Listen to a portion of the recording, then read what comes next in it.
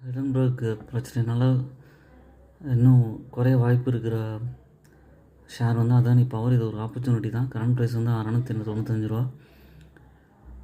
Return on equity 57.1. என்னடா அது எல்லாமே அதானி ஸ்டாக்ஸ் இன்றைக்கி சொல்லிகிட்டு இருக்கேன் அப்படின்னா, அந்த எப்போவுமே இந்த மாதிரி ஒரு அறிக்கை வரும்போது அதானி ஸ்டாக்ஸ் குறையும்.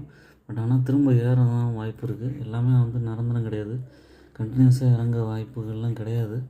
எப்போவுமே வந்து இந்த ப்ரைஸ்லாம் பார்த்திங்கன்னா இப்போ ஒரு 700 ரேஞ்சில் இருந்தாலும் இன்னும் ஒரு 600 இல்லை 550 பக்கம் வந்தாலும் நம்பி வாங்க முடியும். திரும்ப ஏற தான் போகுது இதெல்லாம். இதோட ப்ளஸ் பாயிண்ட் வந்து பார்த்திங்கன்னா குவார்ட்டர்லி ரிசல்ட்ஸ் நல்லா இருக்குது. ப்ராஃபிட் க்ரோத் வந்து 88.5 வரைக்கும் போயிருக்கு. ப்ரமோட்டர் ஹோல்டிங் வந்து இன்க்ரீஸ் ஆகிருக்கு. உங்களோட ஓன் அனாலிசிஸ் பண்ணிவிட்டு இதை வாங்க பாருங்கள்.